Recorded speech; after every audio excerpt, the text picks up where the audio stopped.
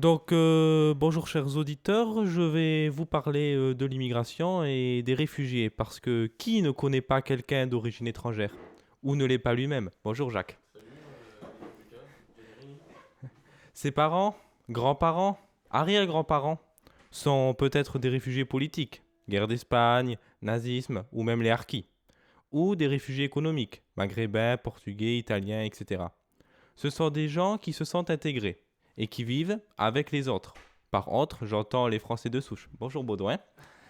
Ou les Bretons, jamais sortis de la presqu'île de Crozon, si on considère bien sûr que la Bretagne c'est la France, ce qui n'est pas gagné. La situation actuelle est difficile dans bien des pays du monde, et l'Europe vit, selon l'ONU, sa plus grande crise migratoire depuis 1945.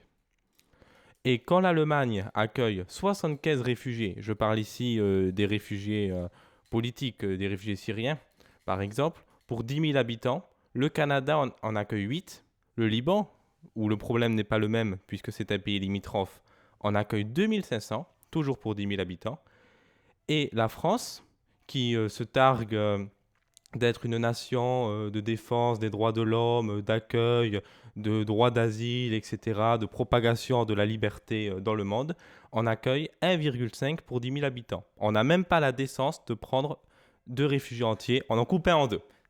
Franchement, c'est n'importe quoi. Pourquoi pas, dans ces conditions, faire comme cela s'est fait par exemple à la fac de Lille? Il y avait un article dans Le Monde lundi ou comme cela s'est fait à Sciences Po Paris, accueillir ici à l'école centrale de Nantes des étudiants étrangers qui sont des réfugiés pour leur permettre de continuer leurs études et d'apporter à la France ou à leur pays leur savoir-faire. Alors pour compléter le pamphlet de Lucas, puisqu'il l'appelle comme ça, moi je vais vous parler, au-delà des opinions des citoyens, de l'importance de la politique migratoire, puisque au-delà des opinions des citoyens, et puis quelles que soient les positions politiques, avec un spectre vaste de la haine à l'angélisme autour des questions des réfugiés, des migrants, on a d'abord la question de l'accueil et des perspectives pour les réfugiés accueillis, puisque on a d'abord l'impression que la politique menée actuellement en Union européenne est avant tout une politique curative en réponse à un afflux migratoire, et qu'elle se fait un petit peu dans la précipitation, sans, euh, sans, réelle, sans réelle perspective, avec également une autre question importante, celle des réfugiés, de la définition du réfugié, les réfugiés politiques, économiques,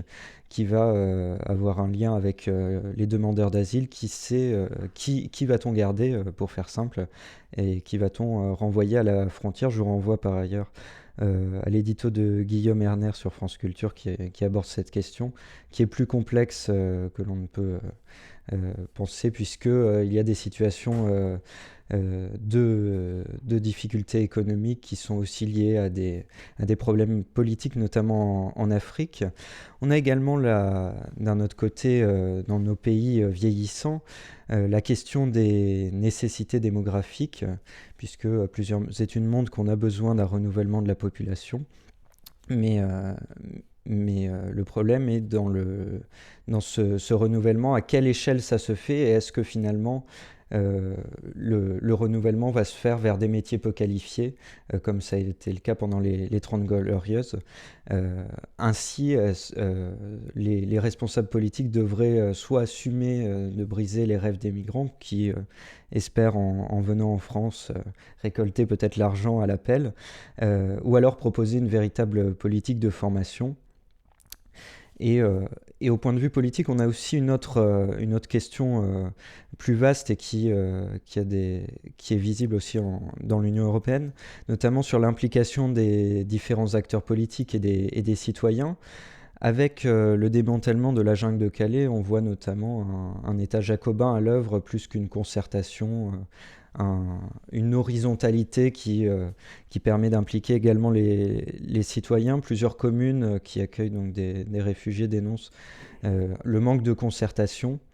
Et je rajouterai également la question de la pertinence des choix des centres d'accueil, notamment en zone rurale, qui offre peu de perspectives, notamment tout ce qui peut concerner la formation, l'emploi, et qui, comme le dénoncent les communes, ce n'est pas réellement fait en accord avec les élus de ces communes concernées. Et puis finalement, on a une vision court-termiste, quelque part, puisque tous les responsables politiques sont confrontés à des enjeux électoraux qui les engagent assez fortement, qui engagent leur place au sein de la représentation nationale notamment, et à la montée du populisme en Europe et dans le monde. Mais en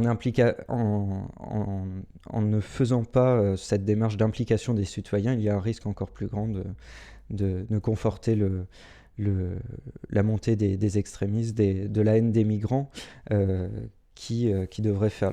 Donc c'est finalement l'accueil des migrants, je pense, devrait faire l'objet de débats et surtout d'implications plus fortes des citoyens et des élus à toute échelle.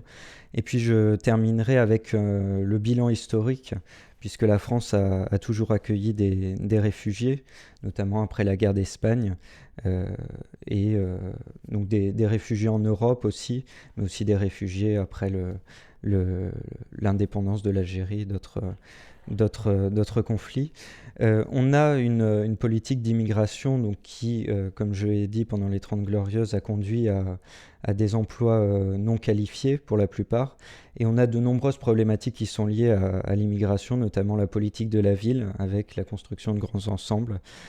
Et dans ce cas-là, l'État joue un rôle clé, a une grande responsabilité. Dans ce qui est aussi la politique d'accueil, on peut citer le massacre d'Aigues-Mortes, les conditions de vie dans les camps. Avant le démantèlement de Calais, on a quand même des conditions sanitaires difficiles. On peut citer le camp de Rivesaltes au XXe siècle. Donc, au fond, on a du point de vue de l'intégration des réfugiés, bien sûr, les réfugiés qui ont une part de choix, mais aussi l'État qui a une responsabilité importante, comme j'ai pu vous le montrer, en rupture parfois avec les citoyens, ce qui peut créer ça et là des conflits avec ces citoyens et favoriser la montée des extrémismes, et une responsabilité aussi de l'État importante dans ce qui va être la création d'inégalités, notamment qu'on a pu voir pendant les 30 Glorieuses avec la construction de grands ensembles, qui a fait l'objet de politiques rectificatives ensuite par la suite pour améliorer la formation, notamment à travers les missions locales, mais qui reste quand même une problématique d'actualité.